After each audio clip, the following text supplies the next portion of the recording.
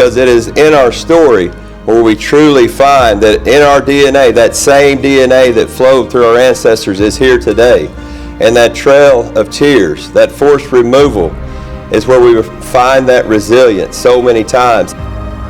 And so as you think about your journey, about where you have been personally, not only your ancestors, not only your great-grandparents, but where you have been. And we are in the midst of a revitalization right now that is so exciting. The Trail of Tears has some very meaningful stories, but each one of you has stories. We must amplify our historical perspective and not allow a modern removal. Sovereignty and self-determination are too valuable for future generations. However, this will require not only the strength of our tribal leaders, it will require the strength of our people. And we know the battles and we know the scars that our ancestors felt because we feel those. And when we peel these layers back, we can find that healing. And our country, our tribes are undergoing a time of healing continuously. But today, we understand that there's so much that is out there for each of us to grasp and to take hold. And it is organizations like this that are going to be paramount to what our youth see tomorrow, so that they can have a future and pass these stories and these things along in the most relevant and the most righteous way each and every day. We wouldn't be gathering here knowing that we've got a great Cherokee democracy. We wouldn't be here, and I couldn't be here as a chief of a nation, because our nation might not exist. But it does exist. The Cherokee people are still here. We're stronger than ever, and part of our strength is we've got great friends in the National Trail of Tears Association. Thank you all very much for your friendship and your work.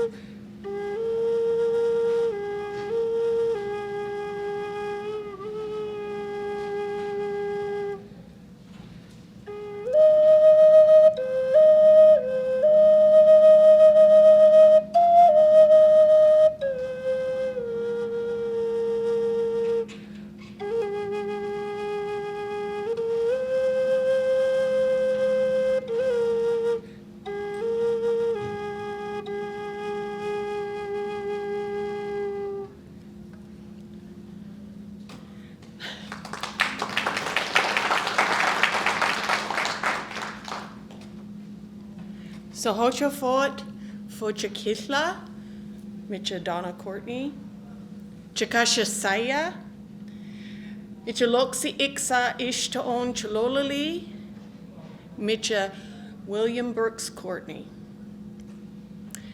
Chukma, hello. My name is Dancing Star Donna Cortney. I am Chickasaw. I am descended from the Turtle Clan, and my original enrollee, my grandfather, was William Brooks Cortney. He was born in 1895, and he was just a young child when he was enrolled on the Dawes list. And growing up, it just amazes me. I'm the last of my dad and mom's kids, so I'm kind of on the other end of the age range, but it amazes me that it was my grandfather that was on the Dawes roll. It was so recent, and I didn't realize that until I got a little bit older. As a kid, 20 years seems like, ooh, that's ancient. But it wasn't that long ago. And the stories I'm going to share with you today are from our Chickasaw and Southeastern tribes. But because this is the National Trail of Tears Association Conference, and the focus is on remembering the removal, I felt that it was important to remember, as your chief said yesterday, what came after. Because unless you have lived in the homeland of your tribe, we all had a removal. And I was telling a young lady out here from California, where I did live most of my life, what is the westernmost Oklahoma town? Does anybody know? Where? I'm cheating because you told me. Okay, where is it? Bakersfield. Bakersfield, California. That's the westernmost Oklahoma town, because, as many people, my dad, in the 50s with my mom, moved from Oklahoma to California. And so I was raised on the West Coast. I wasn't raised around Chickasaw culture. In fact, most people that I lived around had no idea what a Chickasaw was. They thought I was making it up when I told them I'm Chickasaw. They're like, I don't even know what that is. And so we all have our own removal stories from our culture and coming back home. And one of the most heartfelt things that happened was when I did get to come to Oklahoma for the first significant visit, and I met some Chickasaw storytellers, and I just resonated with them. And she told me, she said, I know you haven't lived here before, but anytime a Chickasaw moves back to our territory or to our territory, we call it coming home. And so as you think about your journey, about where you have been personally, not only your ancestors, not only your great-grandparents, but where you have been. And we are in the midst of a revitalization right now that is so exciting, where our grandparents and some of our parents didn't have a voice. They weren't allowed to speak their language. They weren't allowed to practice their culture or customs. And we have young people growing up now that don't know that, in a way that doesn't impact them to be hesitant about practicing their culture. We need to keep them alive and remembering the past, but it's an exciting time for our tribes. So as I tell you these stories, think about how they've been passed down, and make sure you pass them on to your children and grandchildren as well.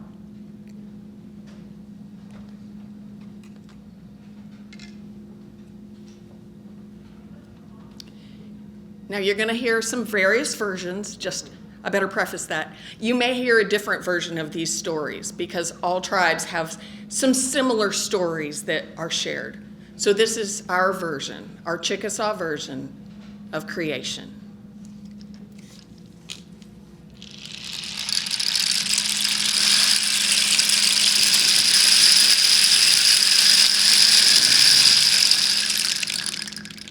In the beginning, everything was covered with water.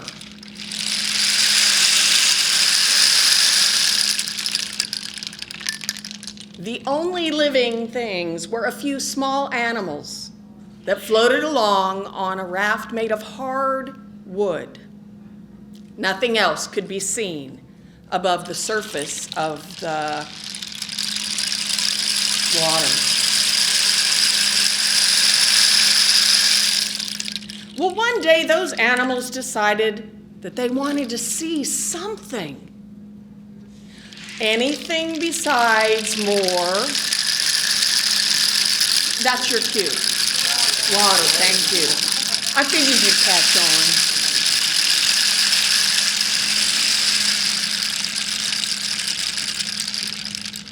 But not knowing what to do or what to create, they asked for anyone with ideas. Shakchi, can y'all say Shakchi? Shakchi the crawfish was the first to volunteer. And he dove off that raft into the deep.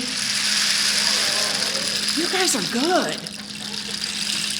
But the ocean was so deep and so vast that he was unable to reach the bottom. And so he returned to the animals on the raft, and Shakchi said, I think it might be a good idea if we made land appear. Well, they agreed that was a good idea, and they began making plans on how to find land and who would help Shakchi. Shiki, can you say Shiki? The buzzard. He was the only one to volunteer. And so 3 days later, Shakchi again dove off the raft into the... He failed again. Now, if you've ever seen crawfish, you know they're not very big. And depending on where you come from, they're called by different names. Crawfish, crayfish, and I heard it crawdad. That's what I grew up knowing them as, little crawdads. I went frog gigging once, and I caught a crawdad. And I was like, that was not my goal, but I caught him. But, you know, they're really small. And so it was a deep ocean that he was diving into. And so on the third try, using all of his strength, he dove again into the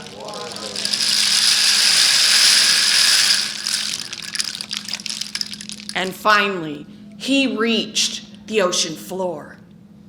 And he found soft mud on the bottom of the ocean. And he used his tail like a shovel, and he began scooping up the soft mud. And he began building a great mud chimney. And he worked very quickly building it higher and higher and higher until the top of the mud chimney finally stuck up above the surface of the... And soon it began to spread out, forming a mass of soft earth.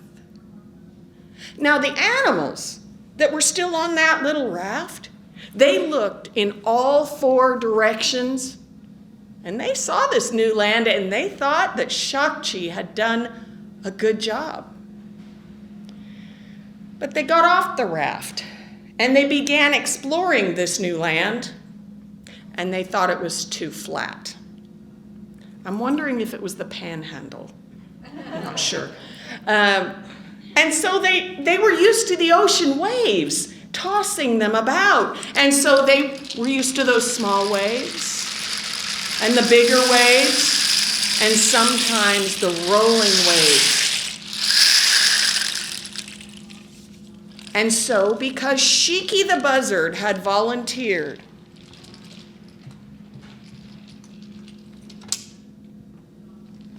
it was Shiki who was allowed to help shape this newly formed earth. Now, Shiki, I know you're from all different places, but in Oklahoma, we have Shiki all over. You look up into the sky and you see those big birds with these long, powerful wings. And so Shiki, he flew just above the surface of this land. And with every flap of those strong wings, he carved out the valleys and pushed up the mountains. Later, it was from that same mud chimney that my people, the Chickasaw, and our cousin people, the Choctaw, were allowed to come and live on this land with the animals. And to this day, we still share the same earth. And that is the story of crawfish and the creation. The end.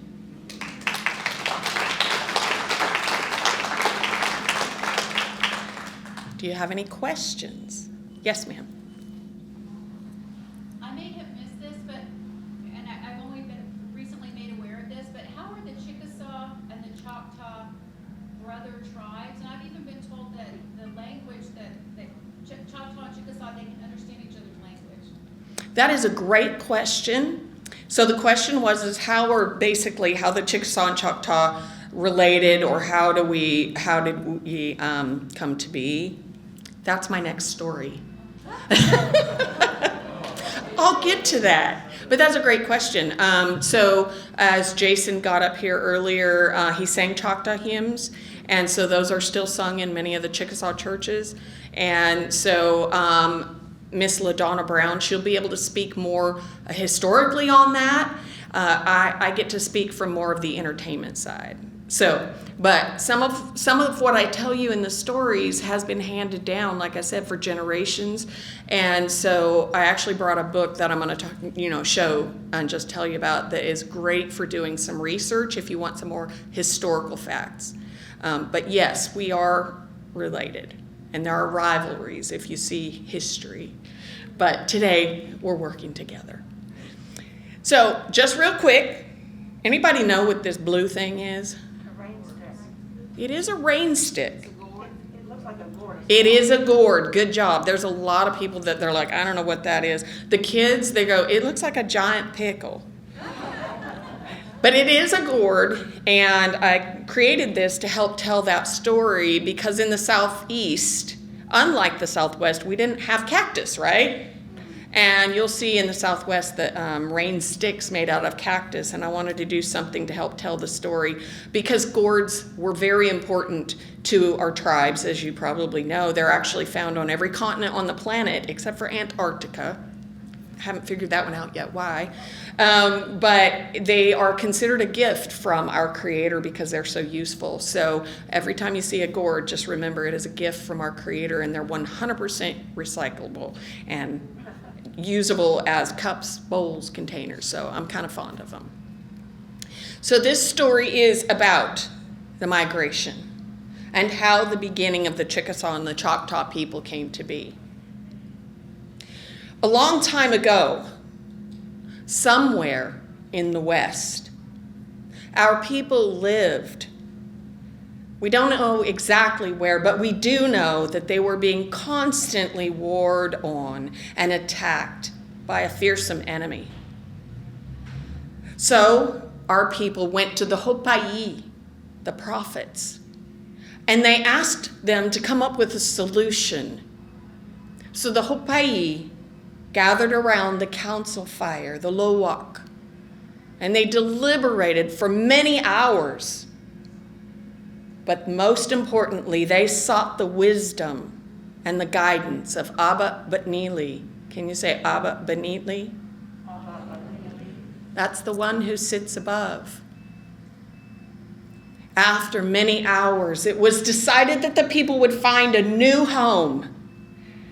And they would be led to this new home by the Itifala Holitopa, the long pole. Now, this was no ordinary pole. It was made sacred by Abba Benili. At the end of each day's journey, the people would place the Holitopa, Itifala Holitopa, into the ground. And in the morning, after careful examination, they would see in which direction it was leaning, and that would be the direction of travel. On the day when Itifala Holitopa stood straight as an arrow, they would know it as a sign that they had found their new home. Now, it was decided that to make traveling safer and easier, the people would be divided into two groups. The first group would be led by the brave young Minko, or leader, Chikasha, or Chiksa. And the second group would be led by his equally brave brother, also a Minko, Chata. And so the people excitedly began packing and talked about their new homeland, wherever it would be. And finally, the eve of departure arrived. The Hopa'i placed Itifalaholitopa into the ground, and everyone retired for the night. The next morning, just as the sun was peeking up, they went out and they carefully examined the pole, and they found that it was leaning toward the east. And so with Chickasaw leading one group and Choctaw leading the other, the people set out in the direction of the rising sun. You can imagine everyone, from the very old to the very young, carrying everything they had and walking on foot across this continent, not knowing where their home was, but they knew it was out there because they had faith in Abba Benili. Now, ahead of the people, this is my favorite part, ahead of the people ranged Ofit Tobi Ishto, the great white dog. Can you say Ofit Tobi Ishto? He was out in front of the people, and he would dart to the right and dart to the left, and he was everywhere. You see, he was their faithful guard and scout. He was also given to the people by Abba Benili. It was his job to sound the alarm should an enemy be encountered. And so, with Ofitobi ahead of them, they traveled and traveled.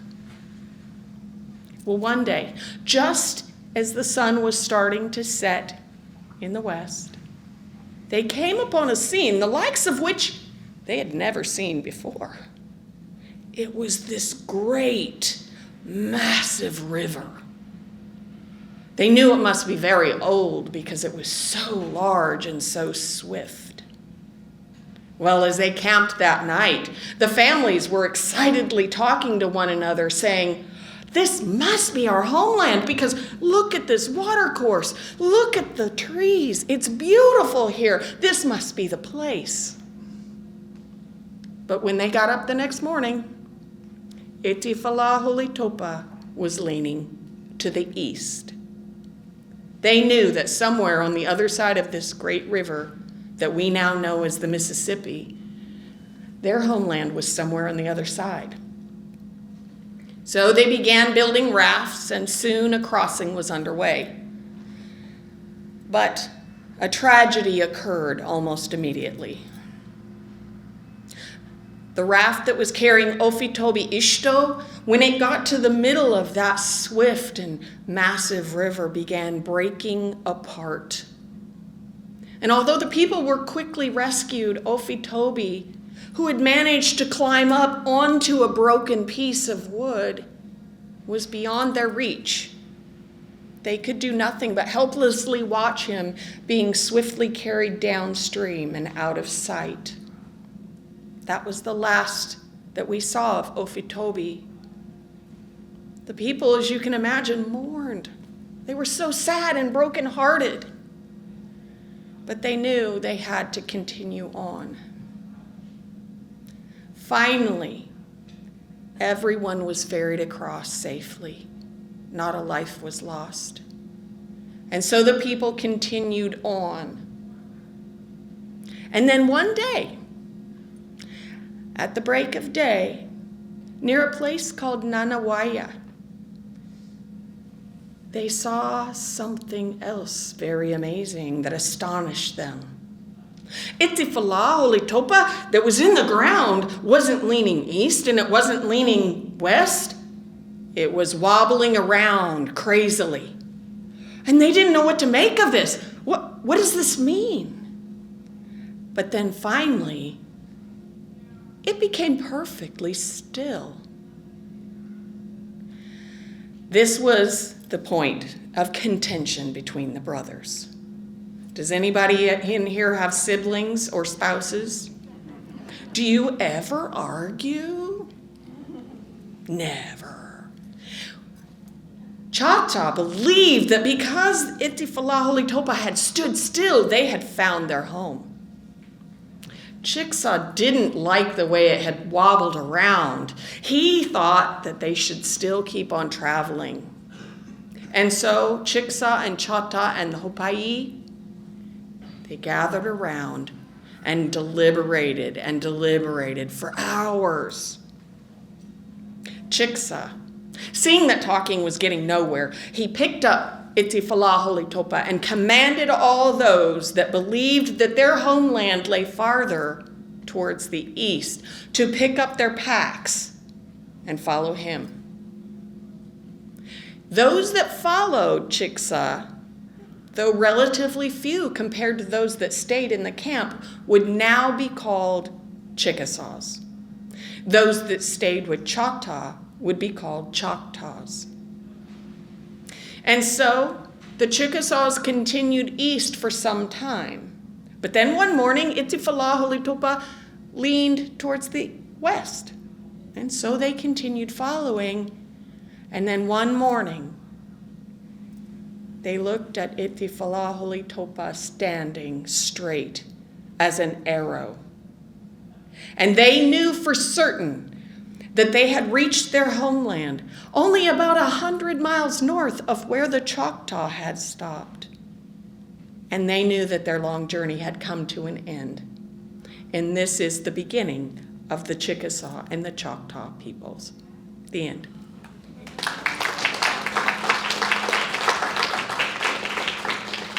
Thank you. Any other questions?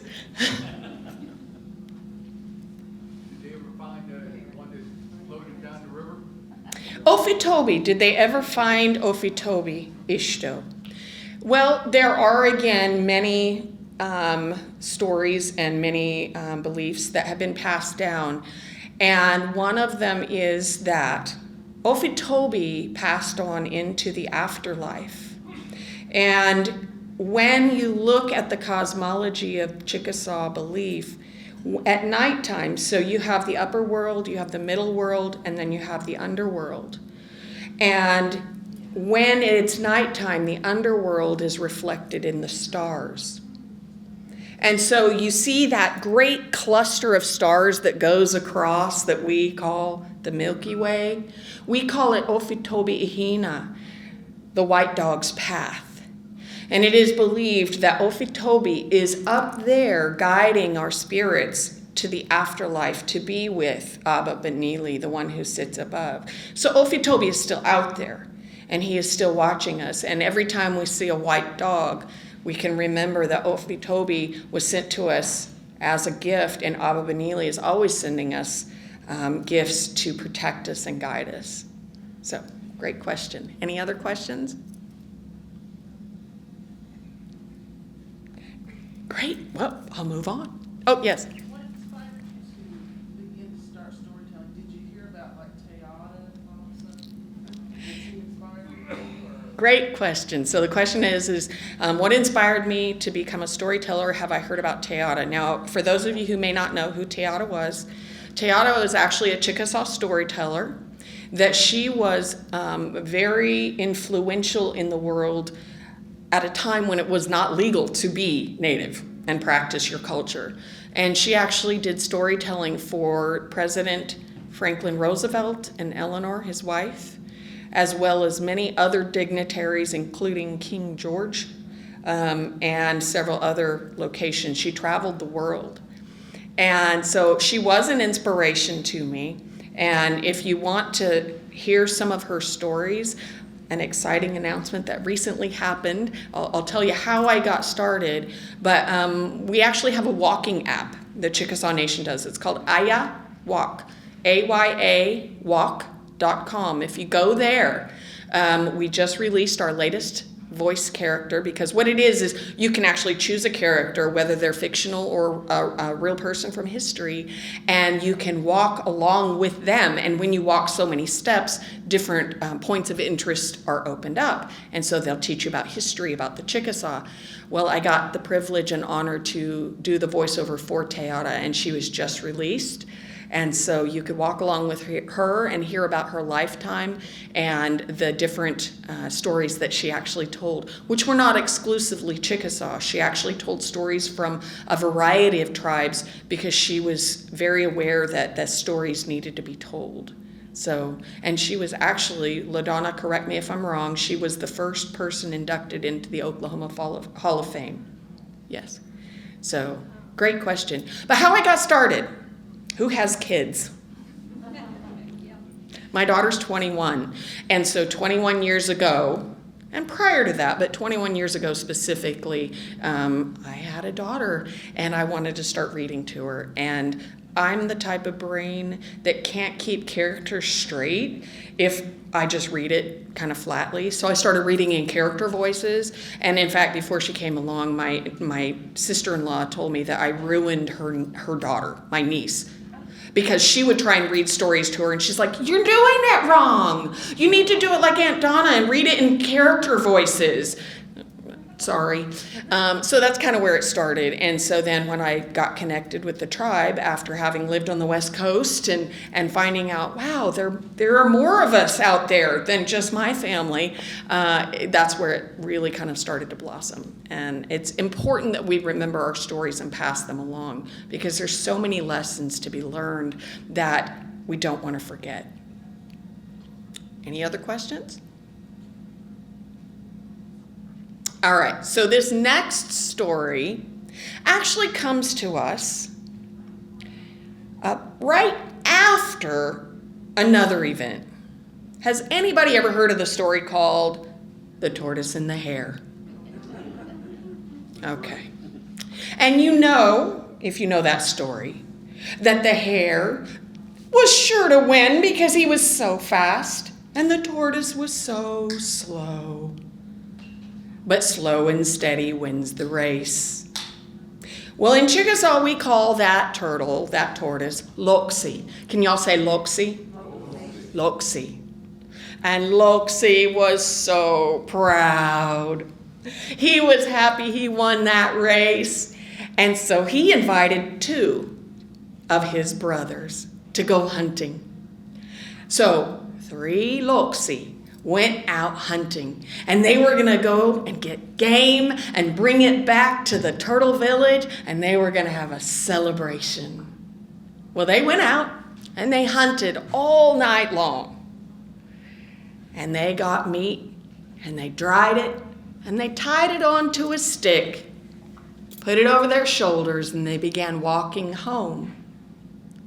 It was early in the morning, so the air was crisp, and they were walking along, and the breeze was blowing through the reeds and next to the river, and their pathway was winding next to it. They were relaxing. And then all of a sudden they noticed in the pathway something strange.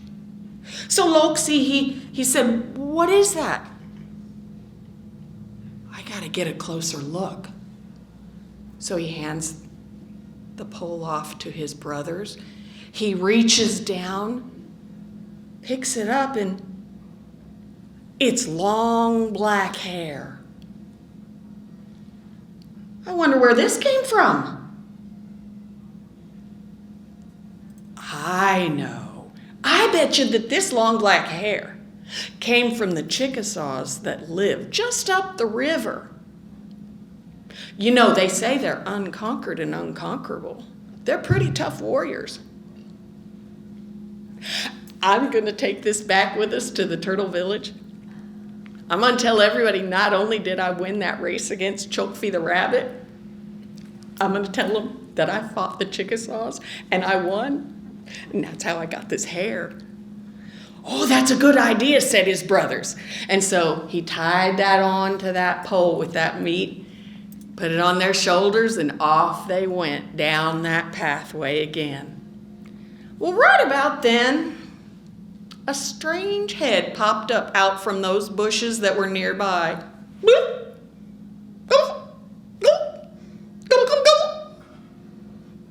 It was Cholocloa, Turkey. And he saw that meat swinging from that pole, and he thought, "Ooh, this is my opportunity to get some free food." Because if you've ever seen turkeys out in the wild, you know they're kind of a lazy bird, not really super industrious. And so he saw that opportunity, and he ran over to those Loxie brothers. "Chukma, I see you've got some meat, and well, I went out hunting, and I tried to find some, and I couldn't find any, and I think you guys got it all. And I was wondering, would you share some with me?" Well, Loxie and his brothers, they didn't think that was such a good idea because they had worked really hard. And Loxie said, "Cholokloa, no, you just get on back to your home and you go find your own meat. We worked hard for this." "Oh, please, I'm hungry." He looked pretty pitiful. And so Loxie and his brothers agreed to give him some meat. So they took some off and handed it to him. And he started nibbling on that. And he saw that hair. "What's that on the pole?" And his brothers looked at each other and they're like, yeah, go ahead. And Loxie said, "Well, you know that race I just won against Chokfi?" "Yeah."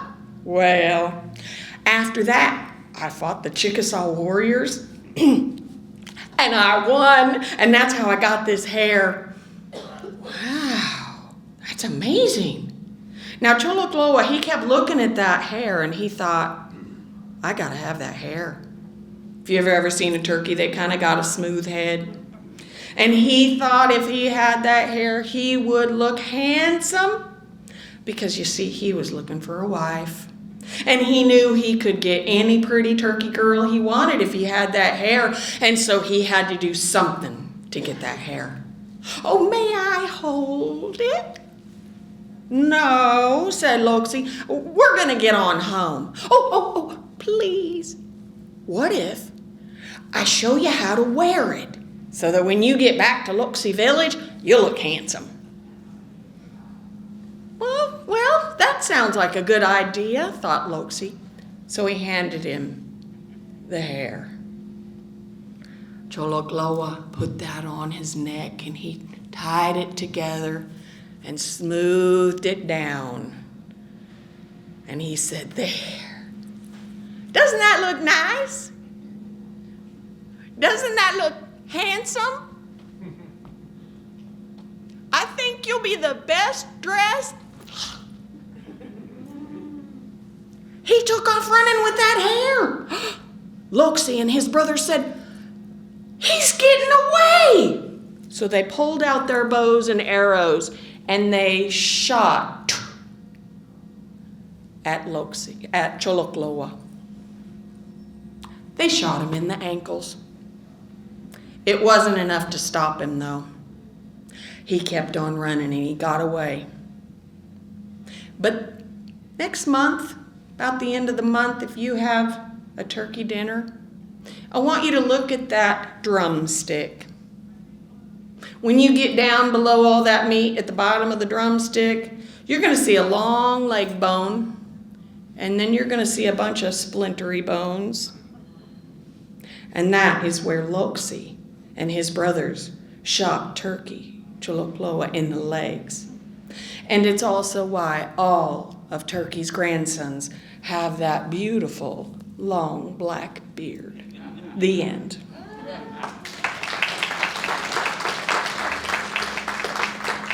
Now, I've got one more short story for you. This one comes to us from the Natchez. Now, if you've done your history research, the Natchez were being attacked by the French. And so many of them became refugees within the Chickasaw Nation. And so when I heard this story, I was like, yeah, this is a good one. Now, it's a very profound story. You need to pay attention very closely to see if you get the meaning. Loxie, it's him again. He crawled out of the river one day, and he was sunning himself on the bank. He loved the warmth. And then finally he looked up, opened his eyes, and in the distance he saw a rain cloud. A storm was coming. And Loxi said, "Oh no, I'm going to get wet." And so he jumped back into the river.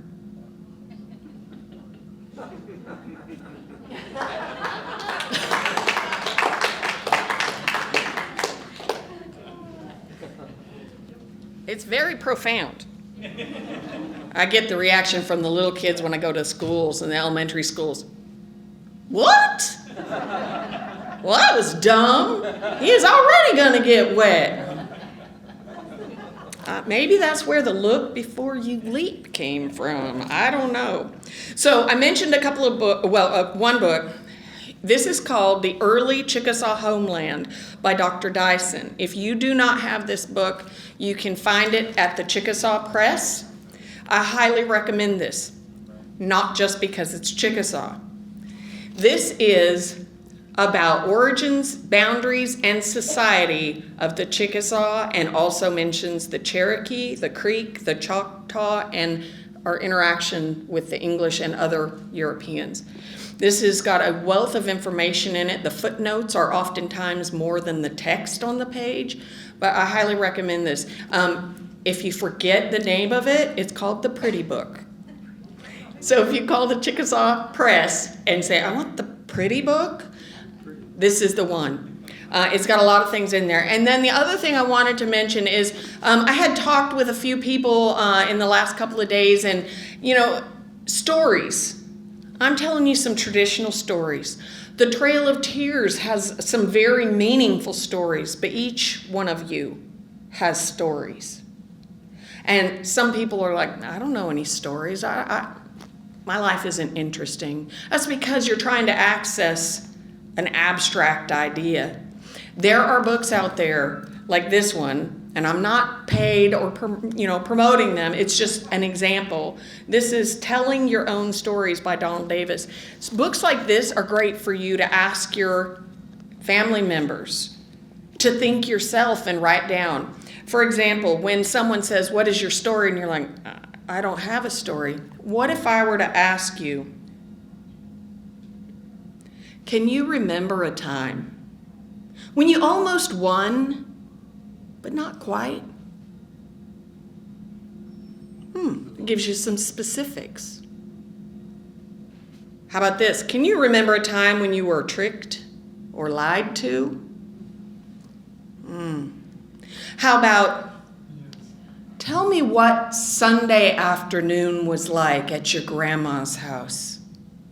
What smells are associated with her kitchen? Did she wear an apron? What did she cook? My great-grandma, she would cook the most amazing blackberry cobbler. It was hot out of the oven with the ice cream, the vanilla ice cream drizzling down over the juicy berries. Can y'all taste it right now?